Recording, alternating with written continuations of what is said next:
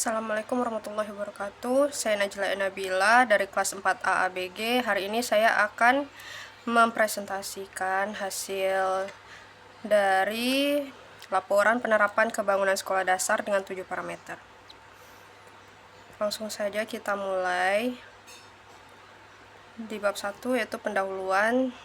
Yang pertama yaitu latar belakang. Bangunan gedung hijau adalah bangunan gedung yang memenuhi standar teknis bangunan dan memiliki standar yang terukur dalam menghemat energi, air, serta sumber daya lainnya melalui penerapan prinsip ramah lingkungan. Sedangkan 7 parameter merupakan aspek-aspek penilaian yang digunakan untuk mengukur tingkat penerapan konsep bangunan gedung hijau pada suatu bangunan.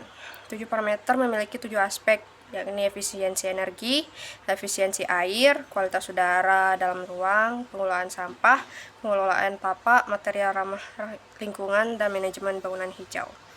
Kemudian, bangunan gedung sekolah dasar merupakan salah satu sektor yang memiliki kontribusi di bidang pendidikan.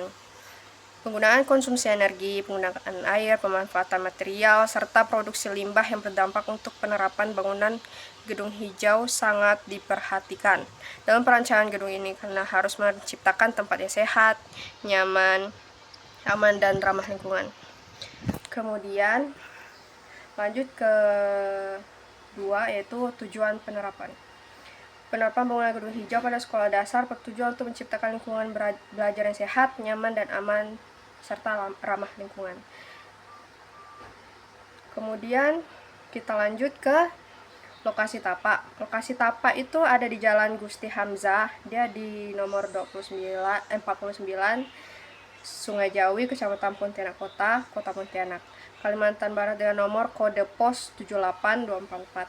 Sekolah ini berada di kawasan perumahan kepadatan tinggi dengan KDB 8,7, KLB 3,2, serta KDH 20%. Dan ini lokasi SD tapak SD itu berada, yaitu SDN 16 Pontianak Kota. Kemudian yang keempat, metode pengumpulan data. Kami mengumpulkan data dengan melakukan observasi, yaitu pengamatan secara langsung. Kemudian dokumentasi seperti mengumpulkan foto-foto, kemudian menunjukkan kondisi bangunan di dalam foto tersebut, serta sesi tanya jawab atau wawancara kepada pengelola bangunan di gedung SDN 16 Pontianak Kota. Kemudian di bab 2 kita akan pembahasan, yaitu gambaran umum sekolah. Jadi nama sekolahnya itu SDN 16 Pontianak Kota. Alamatnya tadi di Jalan Gusti Hamzah, Sungai Jawi. Kemudian luas lahannya itu sekitar 1.350 meter persegi dengan jumlah lantai 2 lantai, fungsi bangunan pendidikan, serta fasilitas, yaitu antara lain ruang kelas, ruang guru, perpustakaan, lab komputer, UKS kantin, musola, toilet siswa, toilet guru, lapangan upacara, area parkir, taman sekolah, serta tempat sampah terpilah. Kemudian kita lanjut ke penerapan bangunan gedung hijau. Pertama itu kita akan membahas tentang efisiensi energi. Jadi efisiensi energi itu adalah upaya mengoptimalkan penggunaan energi pada bangunan secara alami, seperti menggunakan pencahayaan alami, menggunakan ventilasi untuk pertukaran udara secara alami tanpa menggunakan energi tidak terbarukan, dan lain-lain. Jadi di foto ini saya menunjukkan jendela untuk masuknya cahaya alami ke dalam ruangan koridor lantai 2. Posisinya ada di lantai 2, serta ada ventilasi untuk masuknya udara ke dalam ruangan koridor lantai 2. Kemudian penggunaan lampu LED sesuai kebutuhan, jadi tidak lebih yang akan menggunakan energi listrik terlalu berlebih. Kemudian efisiensi air. Jadi penerapan efisiensi air berupaya untuk mengoptimalkan penggunaan air pada bangunan. Telah ditemukannya salah satu ruang toilet yang menggunakan float valve. Float valve itu cara kerjanya seperti jika bak air itu penuh, dia otomatis akan mati sendiri. Jadi tidak selalu menunggu air bak itu sampai penuh, atau misalnya kelupaan untuk matiin tutup keran gitu. Kemudian kualitas udara dalam ruang. Jadi di dalam ruang kelas yang saya survei, terdapat ventilasi dan bukaan jendela yang cukup, sehingga sirkulasi udara berlangsung dengan baik. Ventilasi dan bukaan jendela akan menjadi tempat pertukaran udara yang baik. Jadi ada jendela hidup dan ventilasi di dalam kelas. Kemudian ventilasi, ini ventilasi di lantai 2. Jadi ventilasi di setiap atas dinding ruangan. Jadi di atas dinding itu full dengan ventilasi untuk pertukaran udara. Kemudian pengelolaan sampah. Sekolah menyediakan beberapa titik tempat sampah untuk mendukung kebersihan lingkungan. Sampah dikumpulkan setiap hari dan area sekolah dijaga agar tetap bersih. Jadi di gambar ini ada salah satu tong sampah yang ada di Gedung Sekolah Dasar Negeri 16 Pontianak Kota. Kemudian pengelolaan tapak. Jadi pengelolaan tapak di lingkungan sekolah ini memiliki area hijau berupa taman dan pepohonan yang berada di depan bangunan sekolah.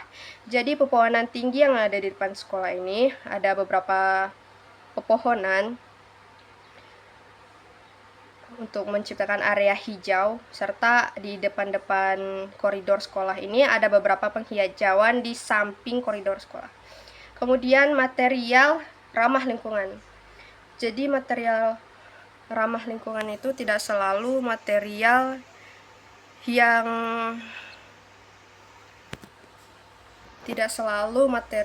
yang bisa didaur ulang, tetapi material yang sudah ada di daerah sekitaran sekolah, lokasinya dekat sekolah gitu, tanpa memerlukan bahan bakar yang berlebih saat adanya kegiatan pengiriman. Materialnya seperti struktur beton, struktur kayu, dan lainnya yang mudah didapat. Jadi penggunaan lantai kayu pada koridor maupun ruangan kelas di lantai 2. Kemudian ada juga material sebagian besar mudah didapat di sekitaran Pontianak Kota. Kemudian kita lanjut ke manajemen bangunan hijau. Jadi sekolah melakukan pemeliharaan bangunan secara berkala, seperti membersihkan ruang kelas, memeriksa fasilitas sanitasi, serta merawat tanaman sekolah. Selain itu, warga sekolah juga terbiasa untuk menghemat penggunaan listrik dan air, serta menjaga kebersihan lingkungan sekolah. Info dari poin manajemen bangunan hijau ini, kami melakukan sesi tanya jawab ataupun wawancara terhadap pengelola bangunan sekolah SD Negeri 16 Pontianak Kota. Kemudian kita bahas di kesimpulan, yaitu berdasarkan hasil observasi, bangunan Sekolah Dasar Negeri 16 Pontianak Kota telah menerapkan beberapa prinsip bangunan gedung hijau melalui 7 parameter penilaian, antara lain seperti efisiensi energi, air, kualitas udara dalam ruang, pengelolaan sampah, pengelolaan tapak, penggunaan material ramah lingkungan, serta manajemen bangunan hijau. Secara umum, penerapan konsep bangunan hijau di sekolah ini telah berjalan dengan cukup baik. Sekian dari presentasi tentang penerapan kebangunan sekolah dasar dengan 7 parameter yang telah saya buat. Semoga bisa memenuhi nilai mata kuliah yang saya tekuni. Saya ucapkan terima kasih dan wassalamualaikum warahmatullahi wabarakatuh.